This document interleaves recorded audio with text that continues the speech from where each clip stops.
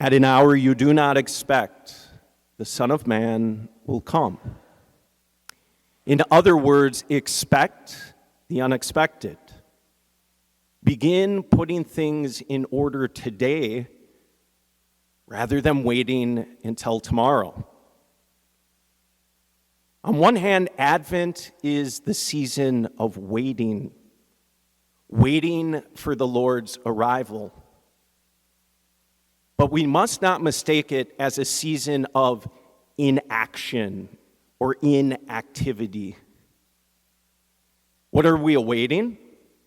His arrival on December 25th, the Feast of Christmas, and all the preparation to go into that.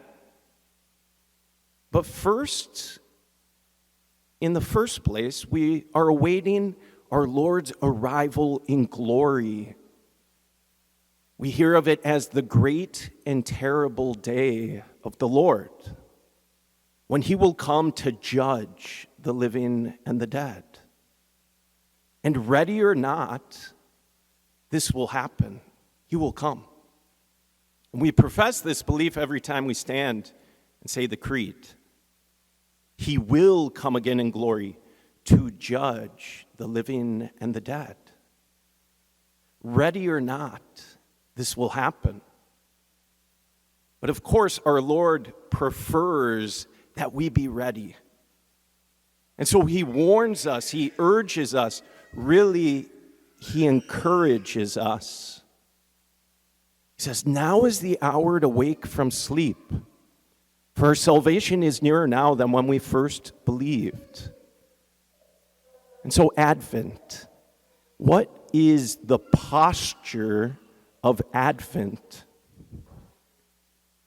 Well, it means arrival, the arrival of the Lord, his breaking into our world and our lives, which happened at the Nativity and which will happen again as he comes in judgment, some future day, some future time.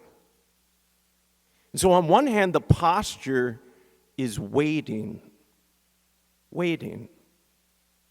But it's not to be mistaken with being inactive.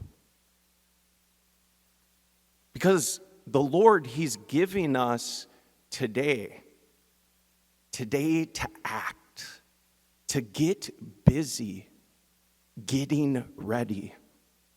Advent, more than anything, it should be a season of action.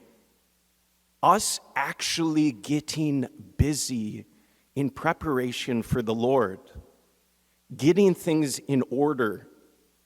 You could say getting our stuff together. That's what the Lord is urging. I would call it our church's season of spring cleaning. The season given to put back in order our lives and souls. We all need this. Because if you're like me, our homes, the places in which we live, the places in which we work and spend our time, clutter begins to pile up, doesn't it? At least that's the story where I live. If you would go in that convent today, you would find clutter.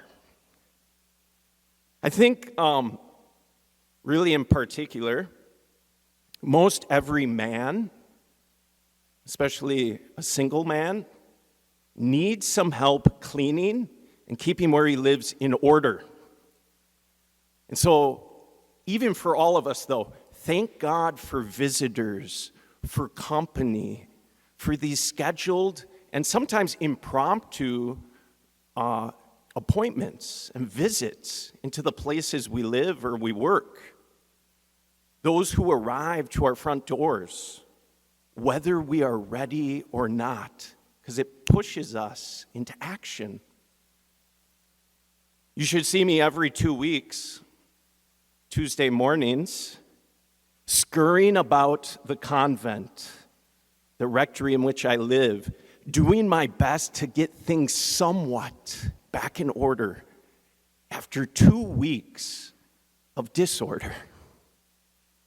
And thank God for our parish, for that space, the convent, that every 2 weeks a couple cleaners come in to clean the house. They come to the front door. Otherwise, who knows how far things could go. Maybe we've heard this. I call it pre-cleaning. Maybe some of us were doing some pre-cleaning before Thanksgiving.